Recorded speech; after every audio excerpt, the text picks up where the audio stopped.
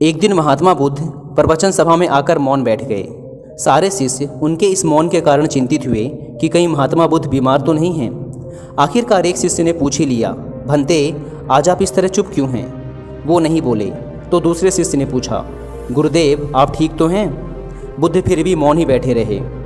इतने में बाहर से एक व्यक्ति ने बहुत तेजी से चिल्लाते हुए पूछा, आज आपने मुझे धर्म सभा में आने की अनुमति क्यों नहीं दी? बुद्ध ने कोई उत्तर नहीं दिया और आंखें बंद कर ध्यानमग्न हो गए। वह बाहर खड़ा व्यक्ति और जोर से चिल्लाकर बोला, मुझे धर्म सभा में क्यों नहीं आने दिया जा रहा? धर्म सभा में बैठे बुद्ध के शिष्यों में से एक ने उस इंसान का समर्थन करते हुए कहा, भंते उसे धर्म सभा में आने की अनुमति प्रदान करें। महात्मा बुद्ध ने आंखें खोली और बोले, नहीं, उसे अनुमति नहीं दी जा सकती क्योंकि वह अछूत है। अछूत? लेकिन क्यों? सारे शिष्य यह सुनकर आश्चर्य में पड़ गए कि भंते ये छुआछूत कब से मानने लग गए। महात्मा बुद्ध ने शिष्य समुदाय के मन के भावों को तोड़ते हुए कहा, हाँ वह अछूत है। वह आज अपनी पत्नी से लड़कर आया है और क्रोध से भरा हुआ है। क्रोध से जीवन की शांति भंग होती है। क्रोध से ही सबसे पहले मन में हिंसा का जन्म होता है और फिर इसी मानसिक हिंसा के प्रभाव में आकर इंसान दुनिया में हिंसा, मारपीट, गाली गलौज और बहुत से गलत काम करता है। क्रोध करने वाला अछूत होता है क्योंकि उसकी विचार तरंगें, उसके नकारात्मक विचार दूसरों को भी गलत तरीके से प्रभावित करते हैं। उसे आज धर्म सभा से बाहर ही रहना चाहिए। उसे आज धर्म सभा से बाहर ही खड़े रहकर पश्चाताप की अग्नि में तपकर शुद्ध होने दो। शिष्यगण समझ गए कि अस्पृश्यता, अनटचेबिलिटी क्या होती है और सही मायनों में अछूत कौन होता है। उस व्यक्ति को भी बहुत पश्चाताप हुआ। उसने कभी भी क्रोध न करने की कसम खाई। तब जाकर बुद्ध ने उसे धर्म सभा में आने की अनुमति प्रदान की। दोस्तों, इस कहानी से हमने सीखा कि किसी भी इंसान के अछूत होने का आधार उसका जन्म व धर्म नहीं बल्कि उसके कर्म व विचार होने चाहिए। यदि किसी भी इंसान के कर्म व विचार की वजह से किसी प्राणी को नुकसान होता है, वह समाज का अहित होता है, तो वह इंसान अछूत है। यह कहानी चीन में रहने वाले 3 साधुओं की है। वे तीनों अच्छे मित्र थे और हमेशा साथ ही रहते थे। उनके नाम कोई नहीं जानता था क्योंकि वे कभी किसी से बात नहीं करते थे। जब लोग उनके नाम पूछते तो वे बस हंसते। इसलिए पूरे देश में वे 3 हंसते साधु के नाम से प्रसिद्ध हो गए थे। वे देश भर में घूमते फिरते रहते और जिस गांव में रुकते वहां के मुख्य चौक में ठहरकर बस एक ही काम करते थे। वे पूरे दिल से खिलखिला कर हंसते थे। वे किसी व्यक्ति पर नहीं हंसते थे बल्कि उनकी हंसी मानो वे ब्रह्मांड की मजाक को समझ गए हो उससे निकलती थी। उन्होंने एक भी शब्द कहे बिना अपनी हंसी से इतना आनंद पूरे चीन में फैलाया जितना पहले कभी किसी ने नहीं फैलाया था। हर कोई उनसे प्रेम करता और उनका सम्मान करता। उन्होंने ऐसा उपदेश दिया जैसा इतिहास में कभी किसी ने नहीं दिया था कि जीवन सिर्फ हंसी होना चाहिए और कुछ नहीं।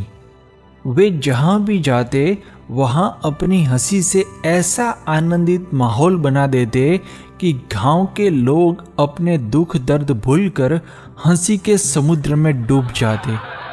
उन्हें हंसते देखकर गांव वाले भी थोड़ी देर हंसते, लेकिन साधुओं की हंसी अविरत चलती रहती। गांव वालों के मन में भारी आश्चर्य होता कि ये 3 साधु क्यों लगातार हंसते रहते हैं। वे हंसना बंद क्यों नहीं करते? कई लोगों ने उनसे पूछने की कोशिश की लेकिन कोई जवाब नहीं मिला। फिर तो पूरे गांव में हंसते 3 साधु की चर्चा फैल गई। पूरा गांव उन्हें देखने के लिए उमड़ पड़ता। जो कोई भी उन्हें देखता वह पहले ही नजर में खिलखिला उठता। आखिर में पूरा गांव हंस रहा था और फिर तीनों साधु अपने नियम के अनुसार अगले गांव की ओर निकल पड़े। धीरे धीरे वे पूरे चीन में 3 हंसते साधु के नाम से प्रसिद्ध हो गए। जब भी वे किसी गांव का दौरा करते तो तुरंत ही मुख्य चौक में गांव वाले इकट्ठा हो जाते। तीनों साधु अपनी सच्ची हंसी से जो आनंदित माहौल बनाते थे, उसमें गांव वाले भी खिलखिला कर हंसते और हल्के फुल्के हो जाते। समय के साथ वे वृद्ध हो गए। एक दिन जब तीनों साधु हंस रहे थे, तब एक साधु का निधन हो गया। यह देखकर वहां जमा गांव वालों को गहरा आघात लगा। हर कोई यह मान बैठा था कि अब उनकी हंसी रुक जाएगी। अब वे अपने साथी साधु के निधन पर विलाप करेंगे। लेकिन दो साधु मृत साधु के शरीर के पास खड़े होकर इतनी जोर से हंस रहे थे कि गांव वाले दंग रह गए। एक व्यक्ति गुस्से में आगे आकर पूछ बैठा, तुम हंस क्यों रहे हो? तुम्हारा साधु मित्र मर गया है। उसके निधन के शौक में कम से कम थोड़ी देर तो मौन रहो। क्या तुम्हें उसके मरने का दुख नहीं हो रहा? कम से कम अब तो अपनी हंसी का कारण बताओ। तब पहली बार गांव वालों ने उन दो साधुओं को बात करते सुना। एक साधु ने जवाब दिया, हम हंस रहे हैं क्योंकि यह व्यक्ति जीत गया। हमने शर्त लगाई थी कि पहले कौन मरेगा, और इसने हमें हरा दिया है। हम अपनी हार पर और इसकी जीत पर हंस रहे हैं। कई वर्षों तक हम साथ हंसे और हमने एक दूसरे की एकता और उपस्थिति का भरपूर आनंद लिया। उसे अंतिम विदाई देने का इससे बेहतर और कोई तरीका नहीं है, इसलिए हम हंस रहे हैं। साधु के निधन से पूरा गांव दुखी था, लेकिन जब साधु के मृत शरीर को अंतिम संस्कार के लिए चिता पर रखा गया तो गांव वालों ने उन्हें रोका। एक व्यक्ति ने कहा, जब कोई व्यक्ति मरता है तो परंपरा के अनुसार उसके कपड़े बदलकर शरीर को स्नान कराया जाता है।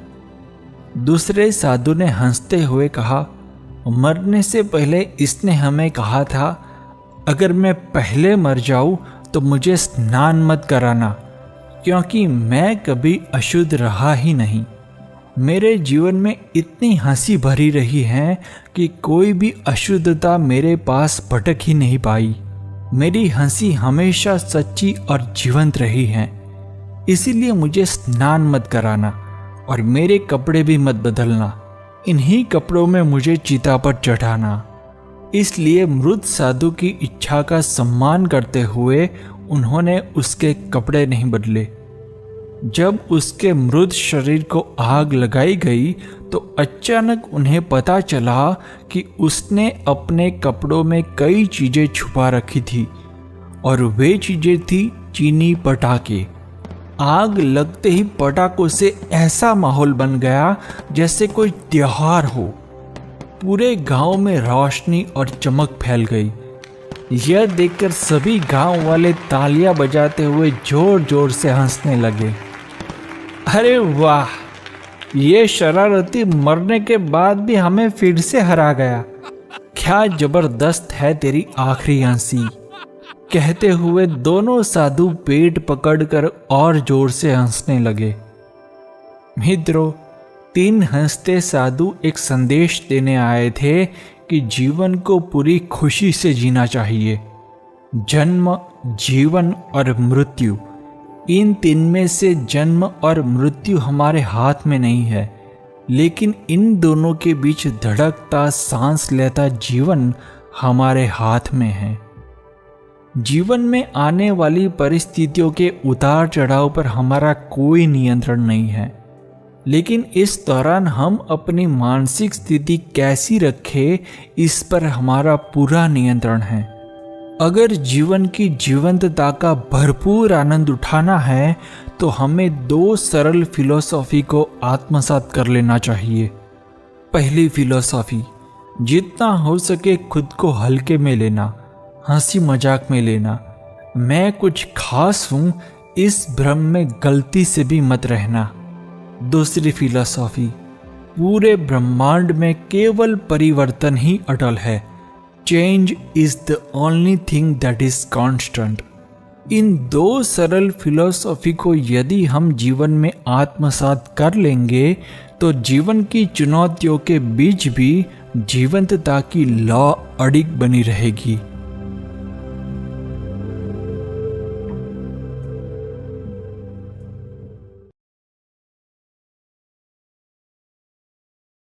Thanks for watching. Please subscribe.